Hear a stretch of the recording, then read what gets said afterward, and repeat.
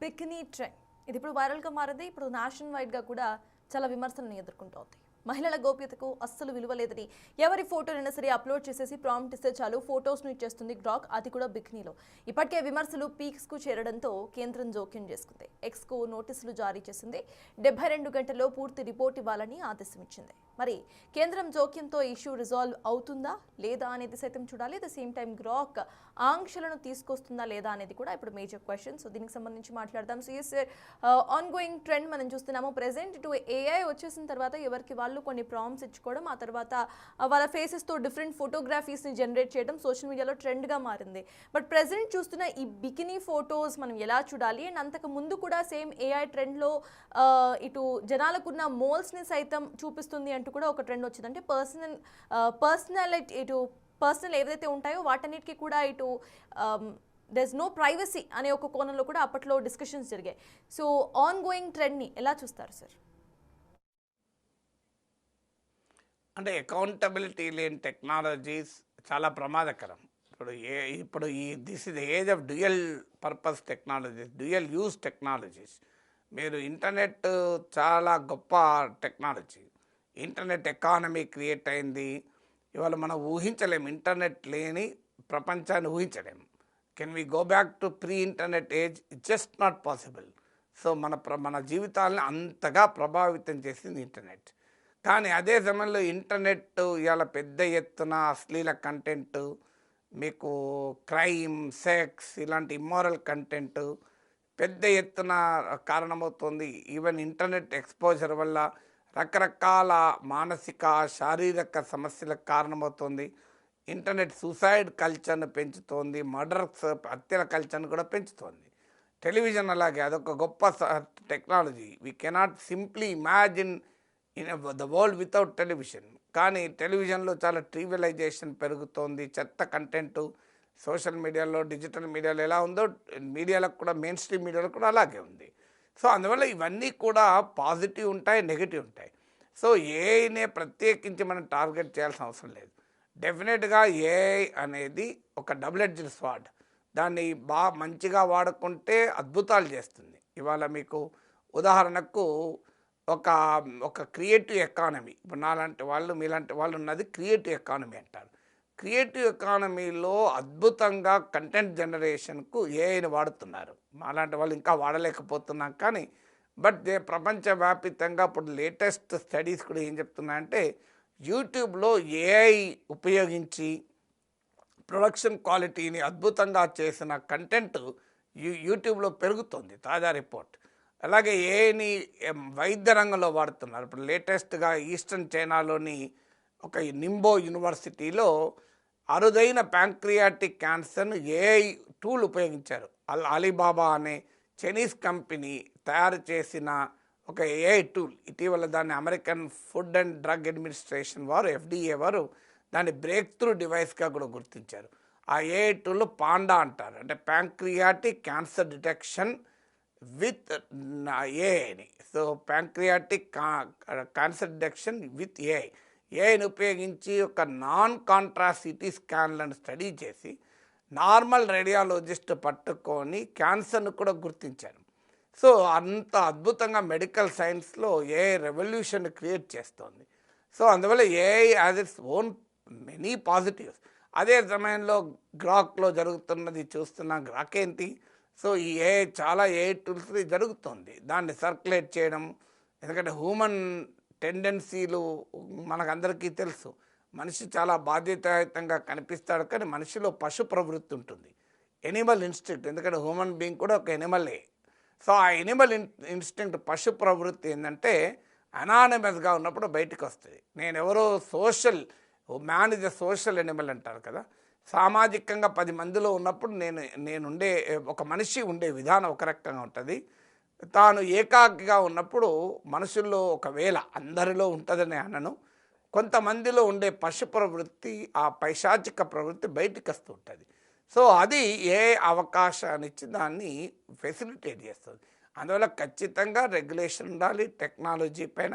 కానీ ఆ రెగ్యులేషన్ పేరిట ఏఐకి ఉండేటువంటి అద్భుతమైన ప్రయోజనాన్ని ఆపకూడదు, పబ్లిక్ డిసెంట్ను కంట్రోల్ చేయకూడదు, ఒక పబ్లిక్ డిస్కోర్స్ పైన ప్రభుత్వాలు అధికారంలో ఉన్న వారు ఆధిపత్యాన్ని చెలాయించకూడదు. సమాజానికి నష్టం కలిగించే హక్కు ఏ టెక్నాలజీకి లేదు కదా. కరెక్ట్. సిఎస్ సార్, దీనికి సంబంధించి ఇటు కేంద్ర ప్రభుత్వం సైతం రియాక్ట్ అయింది, at the same time Elon Musk కూడా రియాక్ట్ అయ్యారు. అండ్ వస్తున్న విమర్శనంతా కూడా లైట్ తీసుకొని ఆయన ఫోటోను ఆయనే ఇటు బిక్నీలో పోస్ట్ చేసుకున్నారు. సో దాన్ని ఎలా చూడాలి అంటే అకౌంటబిలిటీ అనేది మిస్ అవుతుంది అనుకోవచ్చా? ఖచ్చితంగా. ఇప్పుడు ఎలాన్ మస్క్ ఏంటంటే నేను ప్రపంచానికి ఎవరికి అకౌంటబుల్ కాదనుకోవచ్చు. ఆయన వ్యక్తిగత జీవితం మనందరికీ తెలుసు. I'm not bothered about who is Elon Musk, what is Elon Musk personally. Elon Musk technological innovation మామూలుది కాదు. కానీ ఇలాన్ మస్క్ పర్సనాలిటీ మనందరికీ తెలుసు. దాని మీద ఎంత తక్కువ మాట్లాడుకుంటే అంత బెటరు. ఇలాన్ మస్క్ ఇబ్బంది లేకపోవచ్చు, కానీ అందరికీ ఇబ్బంది లేదని అనలేం కదా. సో సమస్య ఏంటంటే ఇలాన్ మస్క్ ఇప్పుడు దాన్ని డిఫెండ్ చేయడం అంటే గ్రాక్ ఏదో ఇది టెక్నాలజీని మిస్యూజ్ చేస్తున్న వారు కాదు, మిస్యూజ్కు అనుగుణంగానే టెక్నాలజీని తయారు చేస్తారని అనుకోవాల్సి ఉంటుంది. అది ఇంకా ప్రమాదకరం కదా.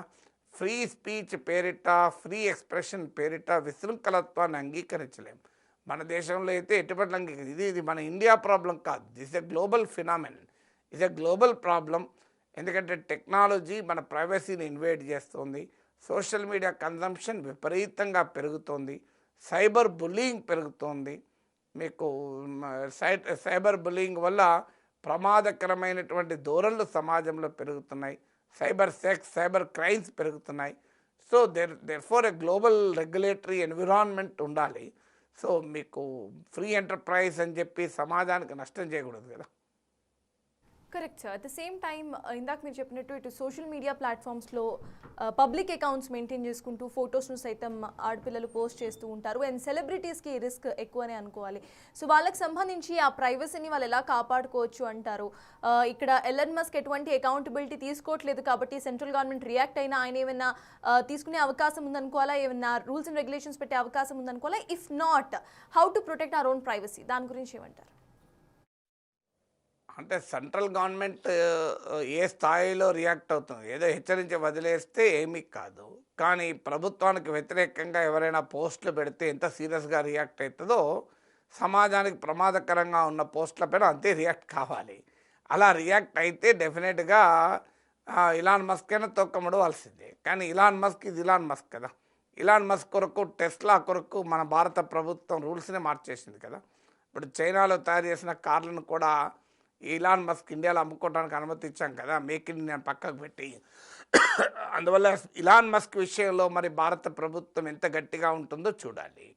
సో బట్ మనం మాత్రం మన జాగ్రత్తలో మనం ఉండాలి. ఎందుకంటే మా సైబర్ క్రైమ్ పెరిగిపోతున్న టైంలో ఉన్నాం కనుక మన ప్రతి ప్రైవేట్ మూమెంట్ను, ప్రతి అంశాన్ని సోషల్ మీడియాలో పోస్ట్ చేసుకోవాలి, పబ్లిష్ చేసుకోవాలనే తపన, కోరిక ఉండొచ్చు. కానీ జాగ్రత్త కూడా పడాలి. యూ షుడ్ ఆల్వేస్ రిమెంబర్, ఈ సోషల్ మీడియాలో మనం ఒకటి పోస్ట్ చేస్తున్నామంటే అది మన చేతిలోనే ఉండదు. అది ఎటైనా సర్క్యులేట్ కావచ్చు. అది నిన్నటిదాకా ఏ యుగంలో ఏ రకంగా మార్చైనా సర్క్యులేట్ కావచ్చు. సో దానికి సిద్ధపడే మనం చేయాలి. అందువల్ల మనము ఆ ప్లాట్ఫామ్లో షేర్ చేసేటప్పుడు ఆ జాగ్రత్తలు తీసుకోకపోతే చాలా ప్రమాదకరమైన పరిస్థితులు వస్తాయి.